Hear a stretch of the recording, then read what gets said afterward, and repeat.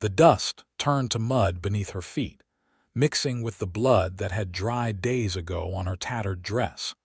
And when Mae Mercer stumbled into Nebraska City in the autumn of 1878, the townspeople recoiled as if death itself had come walking through their clean streets.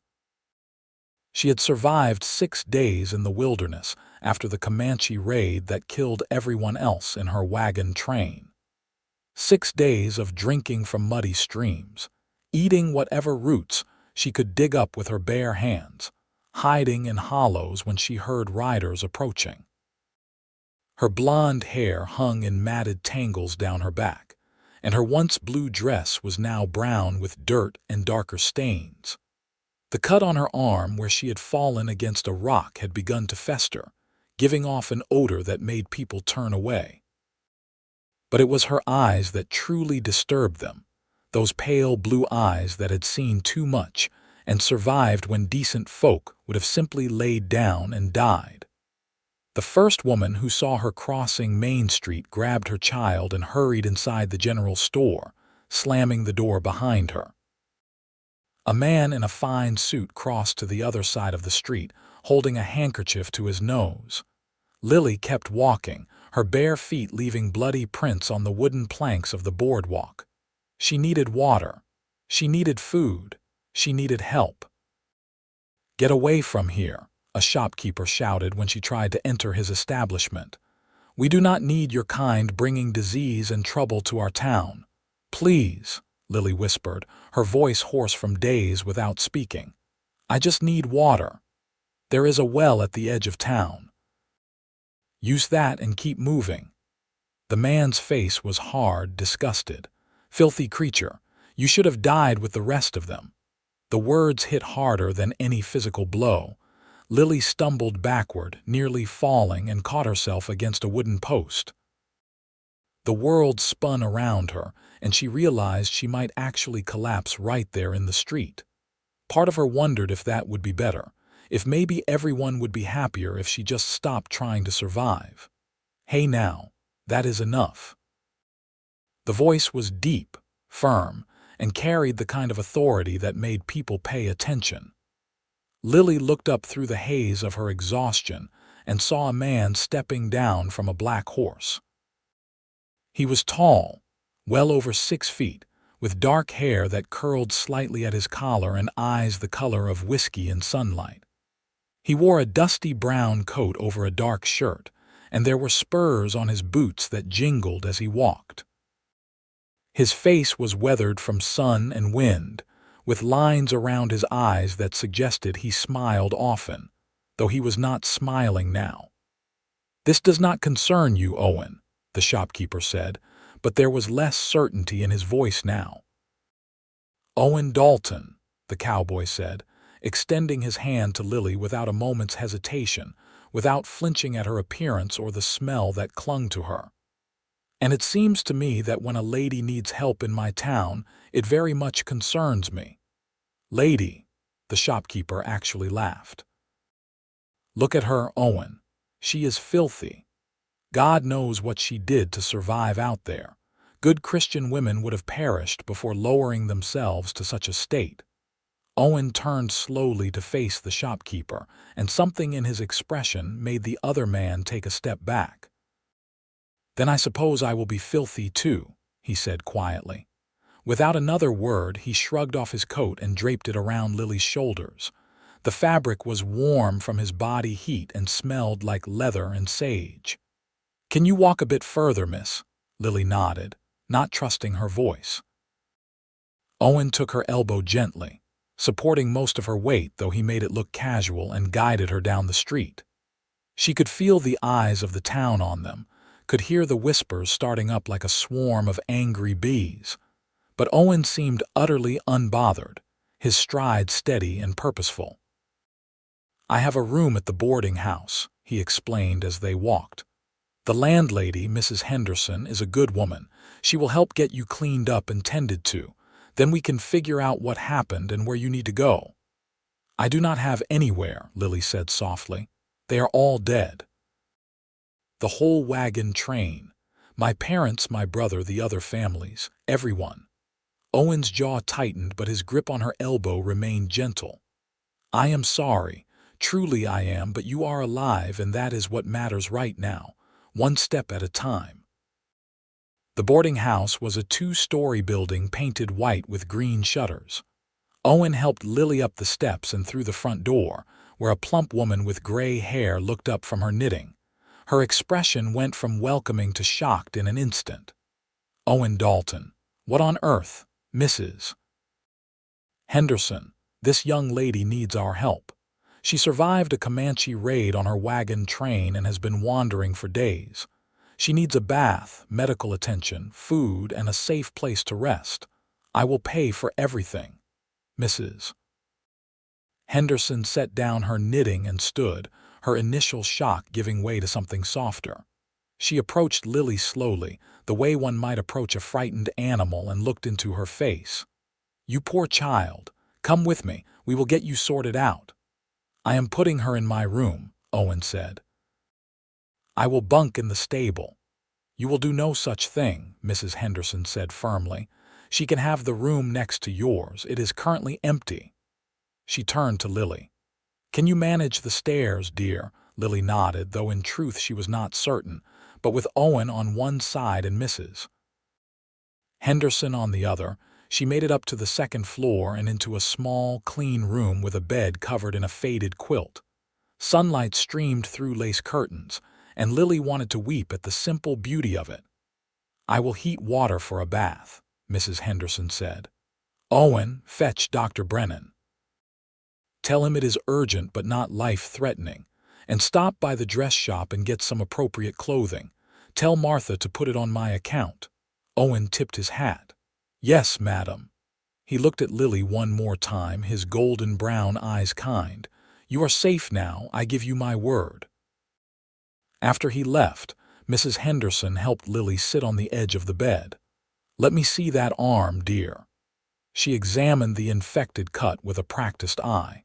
This will need proper cleaning, but it is not as bad as it could be. You did well to survive out there.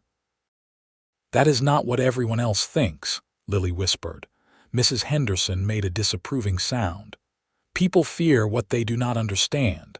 They live their comfortable lives in their comfortable homes and cannot fathom what real survival requires. Pay them no mind. She patted Lily's hand. Now, let us get you into that bath. The process of bathing was painful and humiliating and wonderful all at once.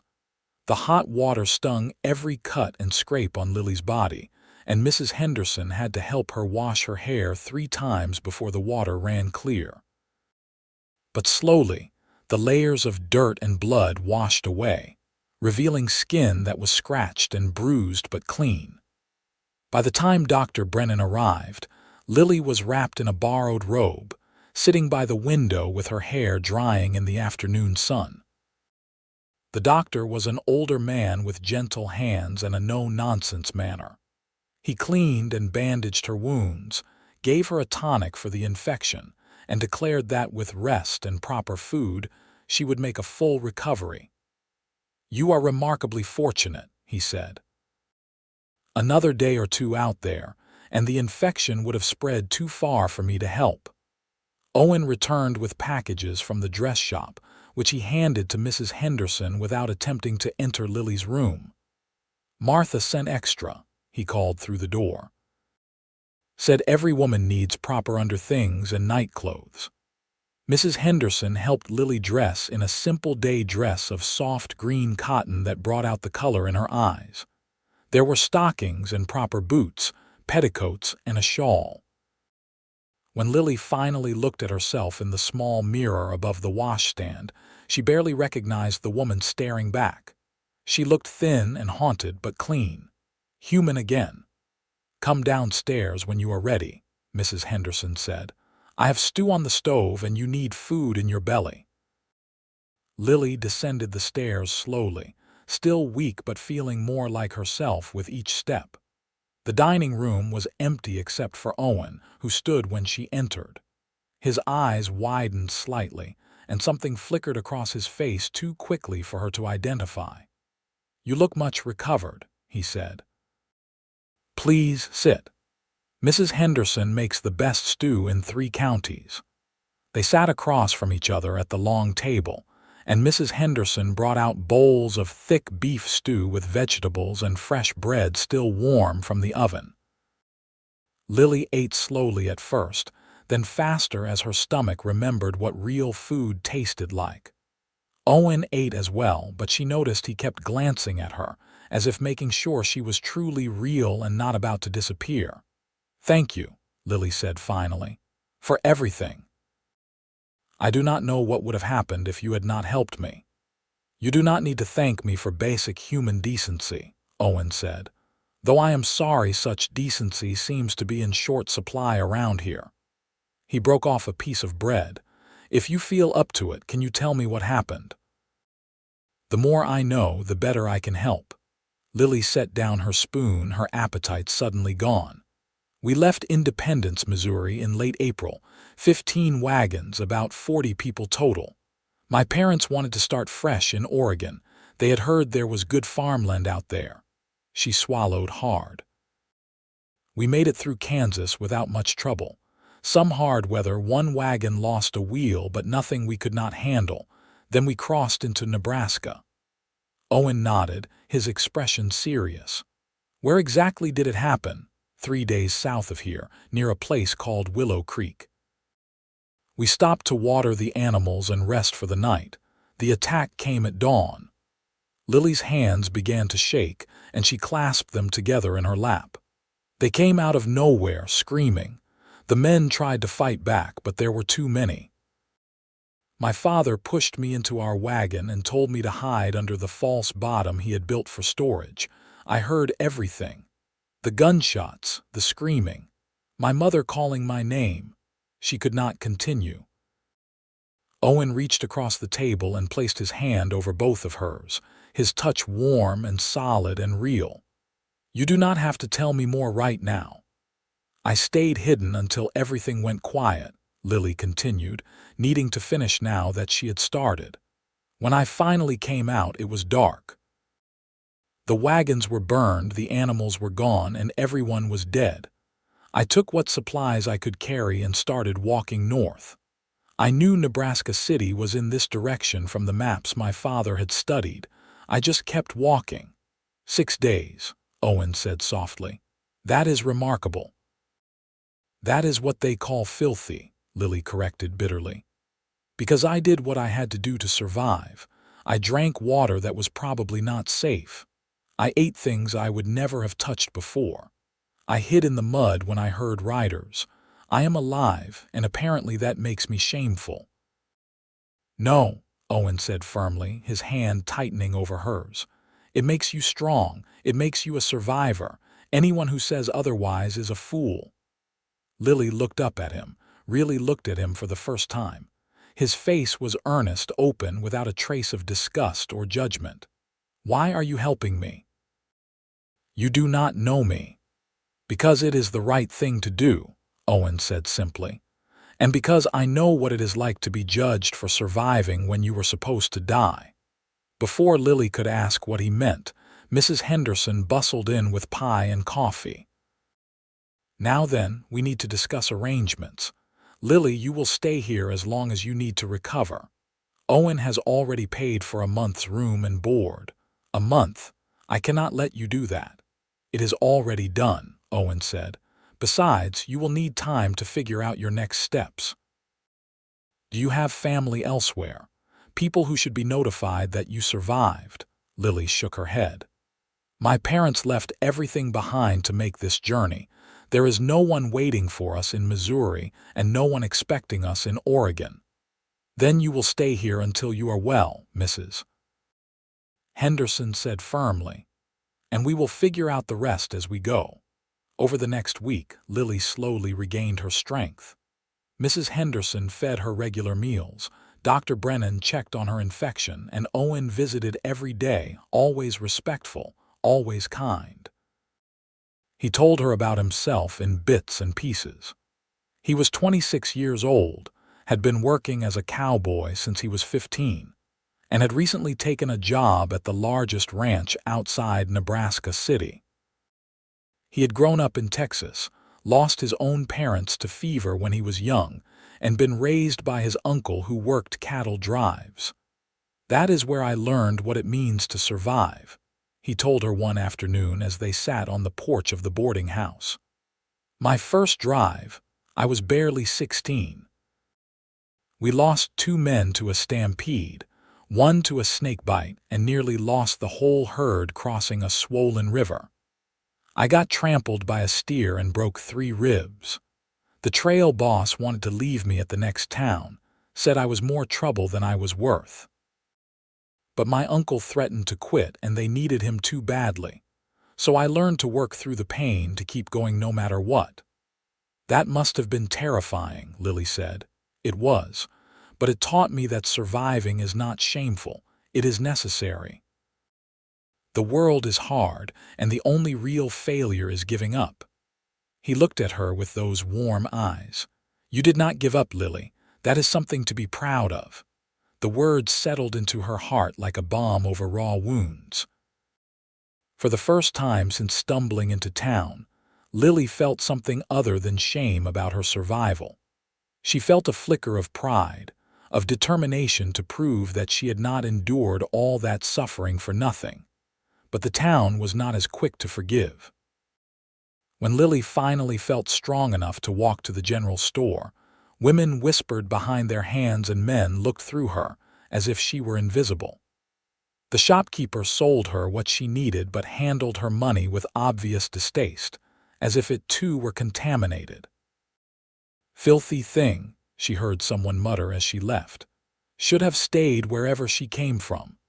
Lily held her head high and walked back to the boarding house, but the words stung. She was clean now, properly dressed and recovering well. But in their eyes, she would always be that creature who had stumbled into town covered in filth, who had done shameful things to survive. Owen found her sitting on her bed that evening, staring at nothing. He knocked on the open door, and when she looked up, he could see the tears she was trying to hide. "What happened?" "Nothing. Everything. I cannot live like this, Owen. I cannot stay in a town where everyone thinks I am dirty, shameful, where mothers pull their children away when I walk past." Owen stepped into the room, leaving the door open for propriety's sake, and sat in the chair by the window. "Then do not stay." Lily looked at him in surprise. "What? Nebraska City is not the whole world. There are other towns, other places where people do not know your story and would not judge you even if they did." He leaned forward, elbows on his knees. "I have been thinking about this. The ranch where I work is always looking for help. The owner's wife runs the household, and she needs someone to help with cooking, cleaning, caring for her children. It is hard work, but the pay is fair, and the Jacobsons are good people. They would not judge you. You want me to be a servant. I want you to have a safe place to work and live while you figure out what you want from your life. And Lily, there is no shame in honest work. I have mucked stalls, branded cattle, and cooked beans over a campfire for men who barely thanked me. Work is work." Lily considered this. The idea of leaving the town that had treated her so poorly appealed to her greatly. And the thought of being near Owen, of seeing him regularly, made her heart beat a little faster in a way that had nothing to do with fear or survival. "When can I meet them?" Owen's face broke into a smile, the first genuine smile she had seen from him, and it transformed his whole face into something bright and boyish. "Tomorrow, if you feel up to the ride. It is about 5 miles west of town." The next morning dawned clear and cool, the late October air carrying the scent of dried grass and distant rain. Owen arrived with a gentle mare for Lily to ride and his own black gelding. Lily had not been on a horse since the attack, and for a moment, fear froze her in place. "We can take a wagon if you prefer," Owen said quietly, reading her hesitation.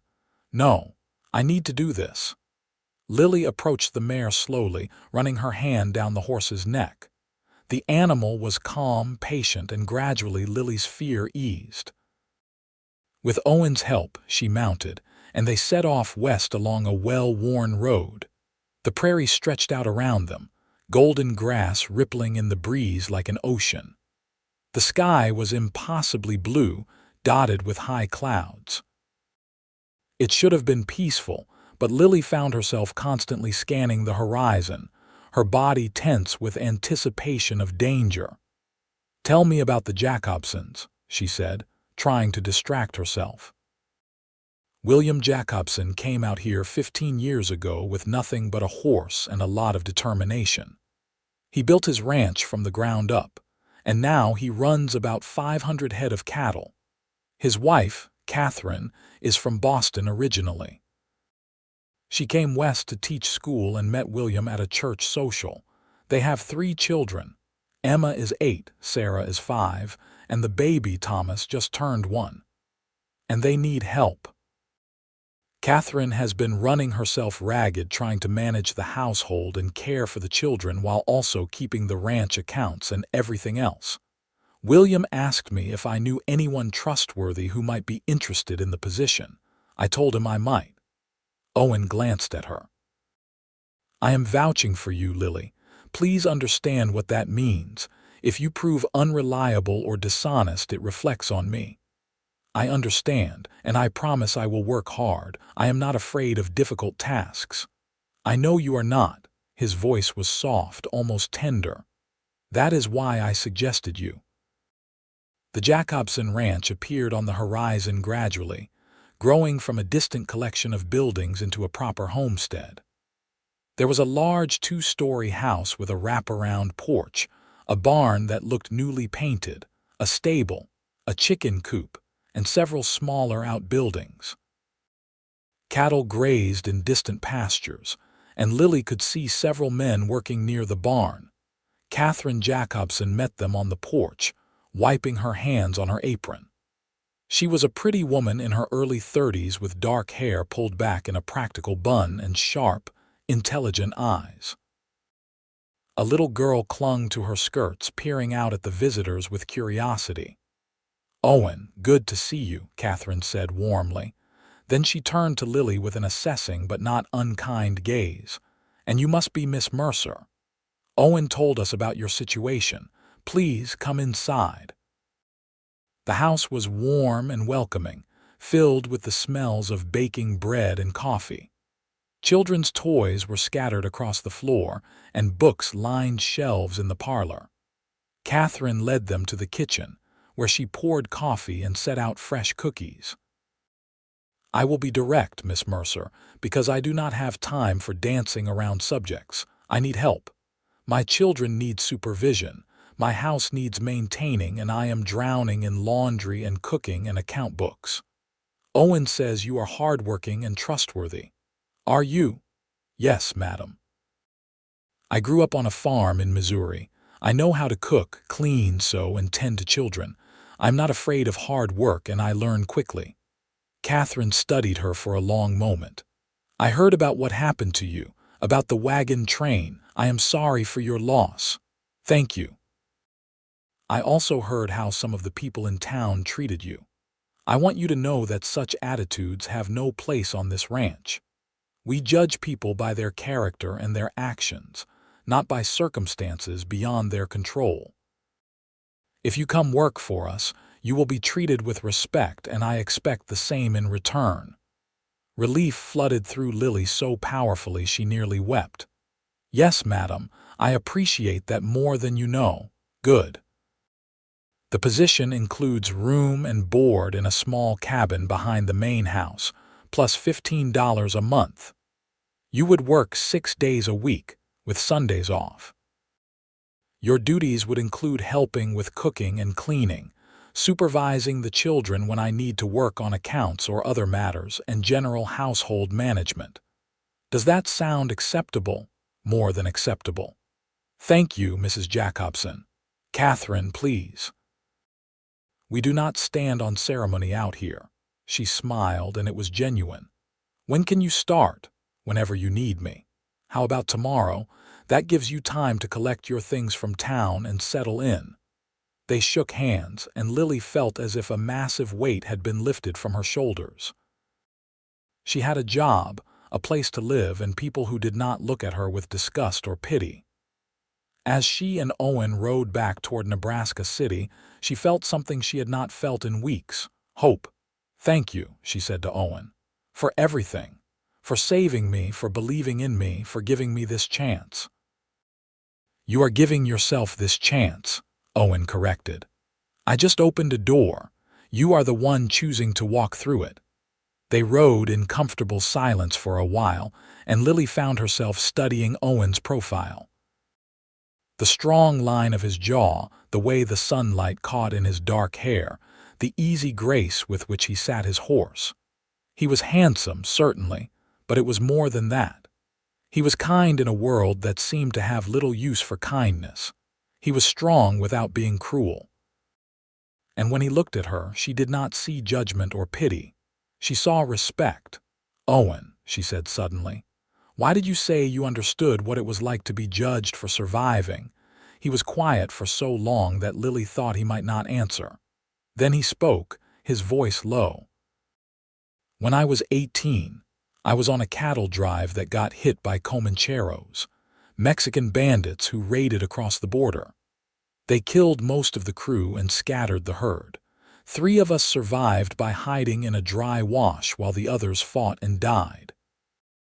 When we made it back to Texas, people called us cowards, said we should have died fighting like men instead of hiding like children. One man's father actually challenged my uncle to a duel over it. That is horrible." It was. But it taught me that people need someone to blame when bad things happen, and if they cannot blame the actual villains, they will blame the victims for not dying properly. He looked at her. "So when I saw you in that street, I knew exactly what you were facing. And I decided right then that I would not let them break you the way those accusations nearly broke me." "Did they break you?" "Almost. I thought about leaving, changing my name, pretending to be someone else. But my uncle told me that running away from other people's ignorance would not make me free. The only way to be free was to hold my head high and live my life according to my own conscience, not their expectations." He smiled slightly. "Sounds simple, but it is the hardest thing I have ever done." "You are a remarkable man, Owen Dalton. I am just a cowboy who tries to do right when he can." But he looked pleased by her words. Lily moved into the cabin behind the Jacobson house the next day. It was small but well built, with a wood stove, a bed, a table, and a rocking chair by the window. Catherine had put fresh linens on the bed and stocked the cupboard with basic supplies. Lily unpacked her few possessions, feeling a sense of belonging she had not experienced since before the wagon train left Missouri. Her days fell into a rhythm. She woke early to help Catherine prepare breakfast for the family and the ranch hands. Then she supervised the children while Catherine worked on the account books or dealt with ranch business. She prepared lunch, cleaned the house, did laundry, mended clothes, and helped prepare dinner. The work was hard, but it was honest work, and Lily found satisfaction in doing it well. Emma and Sarah warmed to her quickly, especially when Lily told them stories about growing up on a farm and taught them songs her mother had taught her. Baby Thomas was a sunny-natured child who laughed easily and was content to sit on Lily's hip while she worked. Owen came by the ranch frequently, as his job involved checking on the cattle and coordinating with the other ranch hands. He always found reasons to stop by the main house, and Lily noticed that his visits seemed to coincide with times when she might be outside hanging laundry or in the kitchen baking bread. They talked about everything and nothing. He told her about his work, about the ornery cattle and the challenges of managing such a large herd. She told him about the children, about Catherine's kindness, about how she was starting to feel like herself again. And gradually, those conversations became the parts of her day she looked forward to most. One evening in mid-November, As the weather was turning cold and the first hints of winter touched the air, Owen asked if she would like to take a walk after dinner. They strolled toward the creek that ran through the Jacobson property, their breath forming clouds in the chilly air. "You have been here almost a month," Owen said. "Are you happy?" "I am. The Jacobsons are wonderful and the work gives me purpose. I feel useful again." Lily paused. "Though I still think about them. My family, the others on the wagon train. I wonder if I will ever stop seeing their faces when I close my eyes." "Probably not," Owen said honestly, "but it will hurt less with time. The memories will always be there, but they will not always be so sharp." They reached the creek, which burbled softly over smooth stones. The setting sun painted the sky in shades of orange and pink, and the air smelled like coming snow. "Lily," Owen said, and something in his tone made her turn to face him fully. "I need to tell you something, and I hope it will not make things awkward between us." Her heart began to beat faster. "What is it?" "I care about you. More than I probably should, given we have only known each other a short time. But from the moment I saw you in that street, something in me recognized something in you. You are strong and brave and kind despite everything you have been through. And I find myself thinking about you constantly, looking for excuses to see you, hoping that maybe you might feel even a fraction of what I feel." He took a breath. "I am not asking for anything. I just needed you to know." Lily stared at him, her mind racing. She thought about the past month, about all the small moments that had added up to something significant. The way her heart lifted when she saw him riding toward the house. The way his smile made her feel warm even on cold days. The way she had started imagining a future that included him. "Owen," she said softly, "I feel the same way." His eyes widened. "You do?" "Yes. I have been afraid to admit it even to myself. I thought maybe it was just gratitude or the fact that you saved me when I needed saving. But it is more than that. When I am with you, I feel safe and seen. And valued. I have not felt that way in so long."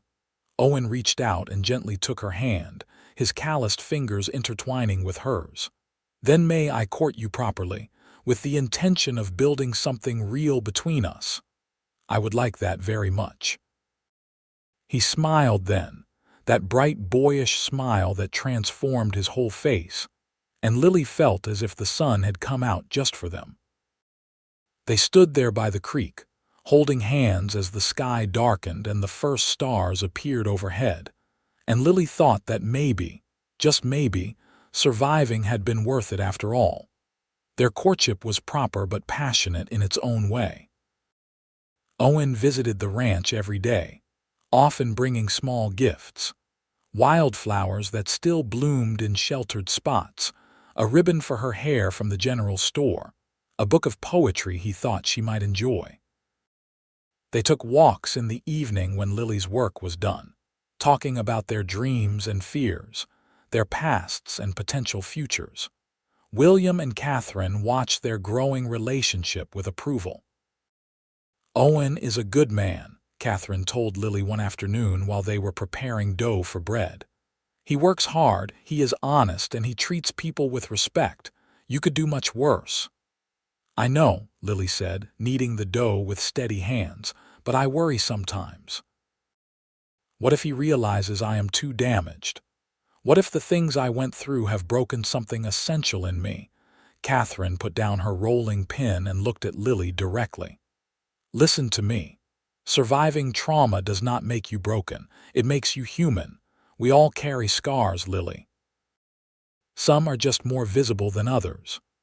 Owen sees you for who you are, scars and all, and he cares for you anyway. That is what matters." As winter settled over Nebraska, the ranch work changed but never stopped.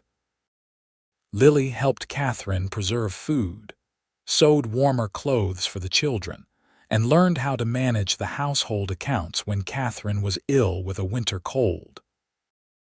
Owen and the other ranch hands worked to ensure the cattle had enough feed, and that the buildings were secure against the harsh weather.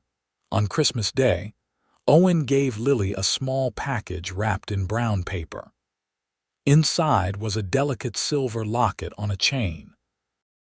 "I know you lost everything from your old life," he said quietly. "I thought maybe you could put something new in here, a reminder that you have a future, not just a past." Lily's eyes filled with tears as she fastened the locket around her neck. "It is beautiful, thank you." She had a gift for him as well, a pair of leather gloves she had sewn herself, lined with soft wool. For those cold mornings checking on the cattle. Owen pulled her into a gentle embrace, right there in the Jacobson parlor with the whole family watching. "You are the best gift I could have asked for," he whispered against her hair. "All right, you two," William said with a laugh. "Save some romance for when you are actually married." Owen pulled back, his face serious. "About that." He turned to William and Catherine. "With your permission, I would like to ask Lily to marry me." Catherine clapped her hands together with delight, but William held up a hand. "Owen, you know I think highly of you, but I need to know your intentions are serious. Lily has been through enough. I will not see her hurt again." "Sir, I have never been more serious about anything in my life. I love her. I want to build a life with her, to protect her and provide for her and be the kind of husband she deserves." William looked at Lily. "And what do you say to all this?" "I say yes," Lily answered without hesitation. "If Owen is actually asking me and not just talking about asking me." Owen laughed and dropped to one knee right there on the parlor floor. "Lily Mae Mercer, will you marry me?" "Yes, Owen. Yes, I will." The children cheered. Catherine wiped away happy tears, and William shook Owen's hand with genuine warmth. They decided to marry in early spring, which gave them time to prepare and save money for a small place of their own. The months between Christmas and their wedding in April flew by in a flurry of preparations. Lily sewed her own wedding dress with Catherine's help, a simple but elegant gown of ivory cotton with delicate lace at the collar and cuffs. Owen worked extra hours to save money, and William helped him find a small piece of land about 2 miles from the main ranch where they could build a house. But not everything was perfect. In late February, Lily and Owen rode into Nebraska City to purchase supplies for the wedding, and they encountered some of the same people who had been so cruel to Lily when she first arrived. The shopkeeper's wife saw them enter the general store and immediately began whispering to her companions. "Look at that," the woman said, not bothering to lower her voice much. "The filthy girl has caught herself a cowboy. I wonder what she did to trap him." Owen's jaw tightened, but before he could respond, Lily squeezed his hand. "Let it go," she said quietly. "Their opinions do not matter." But the shopkeeper's wife was not finished. "You should be ashamed of yourself, Owen Dalton. A decent man would know better than to marry something that crawled out of the wilderness like an animal. God knows what diseases she carries." Owen turned slowly, and his voice when he spoke was cold as winter ice. "Mrs. Patterson, I am going to say this once, and I suggest you listen carefully. Lily Mercer is twice the woman you will ever be. She survived horrors you cannot imagine with grace and courage that should inspire anyone with half a brain. If her ability to endure makes her filthy in your eyes, then I am proud to be filthy too. In fact, I would rather be covered in actual dirt standing beside her than be clean standing beside narrow-minded, cruel people like you." The shop went silent. Mrs. Patterson's face turned red with anger and embarrassment. "Well, no, I expect you never have," Owen interrupted. "And that is the problem. You have never faced real hardship, never had to fight for your survival, never had to make impossible choices. So you judge those who have from the comfort of your safe, easy life. That makes you not just ignorant but pathetic." He turned to the shopkeeper. "We came to purchase supplies, but I find I would rather give my business to someone who does not employ malicious gossips. Good day." They walked out of the store with their heads high, and Lily felt something fierce and warm burning in her chest. Not anger exactly, but pride. Pride in Owen for defending her, pride in herself for surviving, pride in both of them for refusing to be shamed by people who did not matter. "Thank you," she said when they reached their horses. "You do not need to thank me for speaking the truth." Owen helped her mount, then swung up onto his own horse. "Though I probably should have been more diplomatic. No, you were perfect."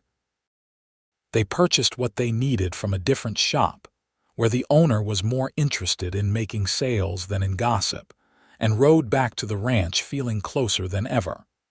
Their wedding day dawned clear and beautiful, the prairie coming alive with spring wildflowers. The ceremony was held at the small church on the edge of Nebraska City, with the Jacobson family in attendance along with several of the ranch hands and a few friends Owen had made over the years. The preacher was a young man who had only recently arrived in town and did not know or care about Lily's history. He spoke about love and commitment, about building a life together through good times and bad. When Owen slipped a simple gold band onto Lily's finger and promised to love her for the rest of his life, she felt something inside her finally settle and heal. She was no longer the filthy girl who had stumbled into town barely alive. She was Lily Dalton, beloved wife of a good man, starting a new chapter of her life. The reception was held at the Jacobson Ranch, with tables set up in the yard and food enough to feed everyone twice over. There was dancing and laughter and joy, and for hours Lily forgot about everything except the feeling of Owen's arms around her as they swayed to fiddle music under the spring stars. "Are you happy?" Owen asked as they danced. "Happier than I ever thought I would be again," Lily answered honestly. "You saved my life, Owen, in more ways than one." "No," he said firmly. "You saved your own life. I just had the incredible good fortune to be there when you needed a friend." That night, they went to the small house Owen had been building with help from William and the other ranch hands. It was not much yet, just 2 rooms and a loft, but it was theirs. Owen carried Lily over the threshold, and they began their married life together in a bed covered with a quilt Catherine had made as a wedding gift. The next months were full of hard work and harder joys. They finished building their house, adding a proper kitchen and a second bedroom. Lily planted a garden and learned to manage chickens and a milk cow. Owen continued working at the Jacobson Ranch, but also started building their own small herd with cattle William sold him at a fair price. They faced challenges. A drought in July damaged Lily's garden and strained the water supply. Owen was injured when a horse threw him, breaking his arm and leaving him unable to work for 6 weeks. They argued sometimes about money, about priorities, about the future. But they always talked through their problems, always remembered that they were on the same side, always chose each other. In October, nearly a year after Lily had stumbled into Nebraska City, she realized she was pregnant. She told Owen one evening as they sat on their small porch watching the sunset. He whooped with joy, picked her up and spun her around, then immediately set her down again, worried he had hurt her or the baby. "Owen, I am pregnant, not made of glass," Lily laughed. I know. But you are carrying my child, our child. That is precious beyond measure." Catherine was thrilled and immediately began knitting tiny clothes. William slapped Owen on the back and said something about Owen working fast. The Jacobson children were excited about the idea of a new baby, and Emma started bringing Lily drawings of what she imagined the baby would look like. The pregnancy was mostly easy, though Lily felt nauseated in the mornings and grew tired easily as the baby grew. Owen treated her like spun glass despite her protests. insisting on doing the heavier chores himself and bringing her breakfast in bed on Sundays. "You do realize women have been having babies since the beginning of time," Lily teased one morning when Owen refused to let her carry a bucket of water. "Not my wife having my baby," Owen countered. "That is a first, and I intend to make sure both of you come through it healthy." Their son was born on a warm day in late May, delivered by Catherine and the local midwife in the bedroom of their little house. Owen paced outside, driving William nearly mad with his anxious energy. When the baby's cry finally filled the air, Owen burst through the door to find Lily exhausted but smiling, holding a tiny bundle with a shock of dark hair. "It is a boy," she said softly. "A healthy boy." Owen approached the bed as if walking on sacred ground, his eyes fixed on the infant. When he finally held his son for the first time, tears ran unashamedly down his face. "He is perfect. You are both perfect." They named him Nathan James Dalton, Nathan for Owen's late father and James for Lily's father. He was a good baby, quick to smile and slow to fuss, and Owen proved to be a devoted father who changed diapers without complaint and walked the floor at night when Nathan was restless. Lily watched her husband with their son and felt her heart swell with love. This man who had defended her when no one else would, who had seen past her filth and trauma to the person beneath, who had chosen to stand beside her even when it would have been easier to walk away. This man was now the father of her child, and together they were building something beautiful from the ashes of her tragedy. The years passed in the way years do, full of ordinary days that somehow added up to an extraordinary life.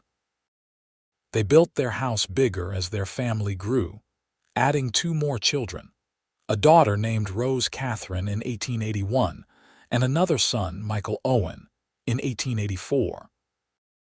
Their small herd of cattle grew into a respectable operation, and Owen's reputation as an honest, hard-working rancher spread throughout the region. Lily never forgot what she had survived, but the sharp edges of those memories dulled with time, just as Owen had promised they would. She thought of her parents and her brother, of the people on the wagon train who had not survived, and she honored their memory by living well, by being happy, by building the kind of life they would have wanted for her. The people of Nebraska City slowly changed their opinions, as Lily became known not as the filthy girl who had survived, but as Owen Dalton's capable wife, as a mother, as a woman who contributed to the community. Some never apologized for their initial cruelty, but others eventually admitted they had been wrong to judge her so harshly. Lily accepted their belated kindness, but never forgot who had stood by her when it mattered most. William and Catherine remained close friends, and their children grew up together, running wild across the prairie on summer days and having snowball fights in winter. Emma Jacobson and Nathan Dalton became particularly good friends, and by the time they were teenagers, it was clear they were falling in love just as their parents had years before. On a warm evening in the summer of 1895, Owen and Lily sat on the porch of their now substantial house, watching the sunset paint the sky in familiar shades of orange and pink. Nathan, now 15, was off helping a neighbor with a barn raising. Rose, 14, was inside reading by lamplight. Michael, 11, was supposed to be doing his chores but was probably down by the creek catching frogs. "You ever think about that day?" Owen asked quietly. "The day you walked into town, sometimes," Lily admitted, "though it feels like a story about someone else now, someone I used to be." "You are still that woman," Owen said. "Still strong, still brave, still a survivor. You have just added to those qualities, not replaced them." Lily took his hand, noting the calluses earned from years of hard work, the scar on his thumb from a barbed wire accident, the silver beginning to thread through his dark hair. They were both older now, marked by time and labor, but the connection between them had only deepened. "I was thinking today," she said, "about what you told that shopkeeper's wife all those years ago, about being proud to be filthy if that was what it took to stand beside me." Owen smiled. "I remember. I was furious. You were magnificent. And I realized that I never properly thanked you for that, for seeing me as a person worth defending, worth loving, worth building a life with. Lily." Owen turned to face her fully, his golden brown eyes serious. "You do not need to thank me for recognizing what was obvious. You were always worth all of that and more. I am the fortunate one. You could have married anyone, and you chose me. I chose you because you chose me first, when no one else would, because you looked at me covered in dirt and blood and saw someone worth saving.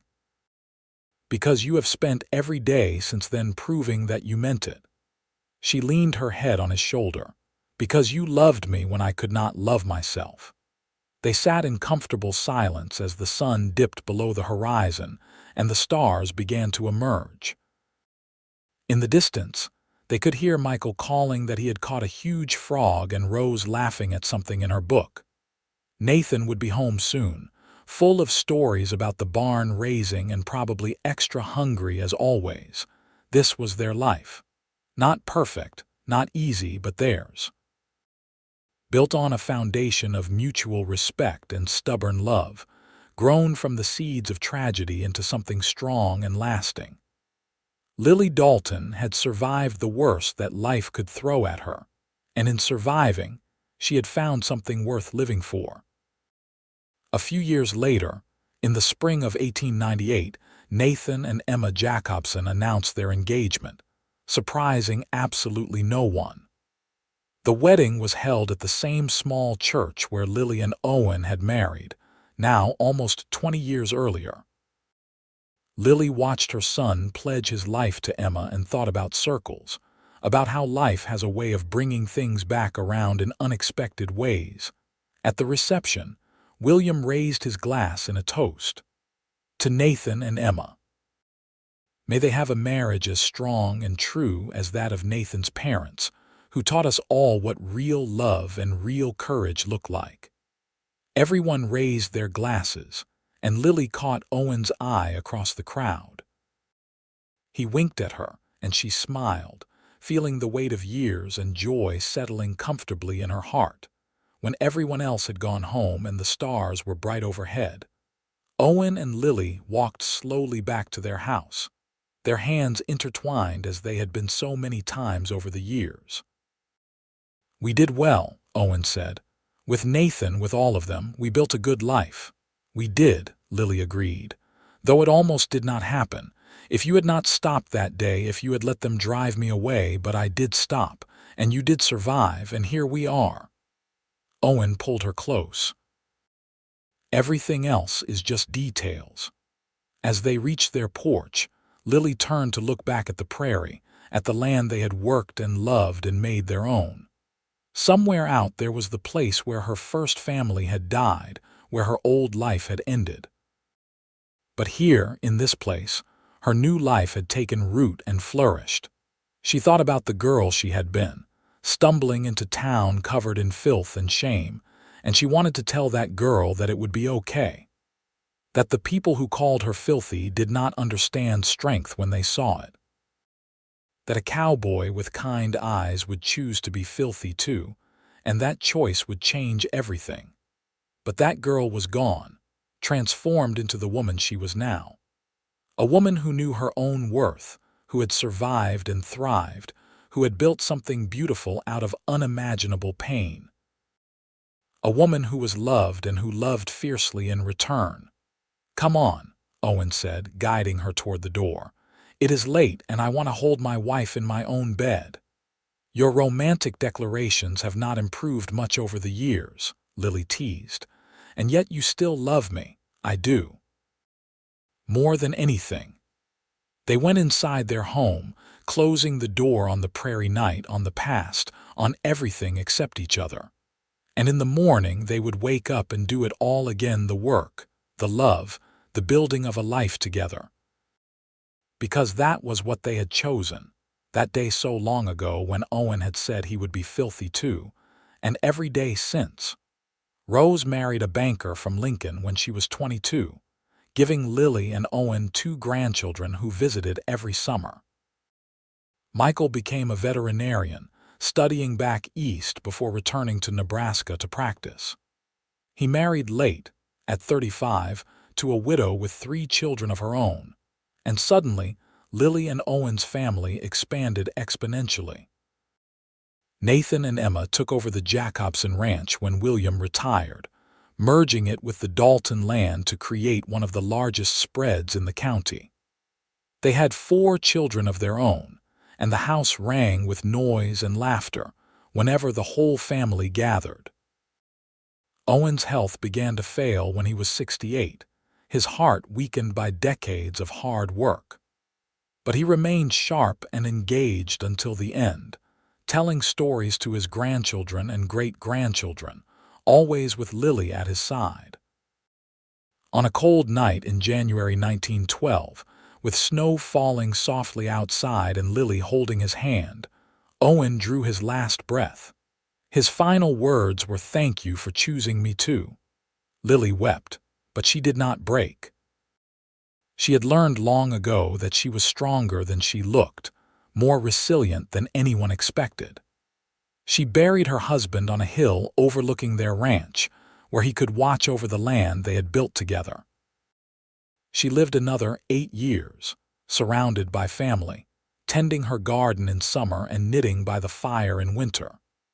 She told her grandchildren stories about their grandfather, about the day he had defended a filthy girl in the street and changed both their lives forever. She taught them about strength and survival, about kindness and courage, about choosing love even when it seems impossible. When Lily Mae Dalton died peacefully in her sleep in the spring of 1920, she was 82 years old. She was buried beside Owen on that hill, and the whole county came to pay their respects to a woman who had become a legend in her own right. Not for the tragedy she had survived, but for the life she had built afterward. For the family she had raised, the community she had served, the love she had shared, the marker on her grave was simple. Lily Mae Dalton, 1838–1920, beloved wife, mother, and survivor. But if you looked closely, you could see a second inscription, smaller, added by her children. She was never filthy. She was always strong.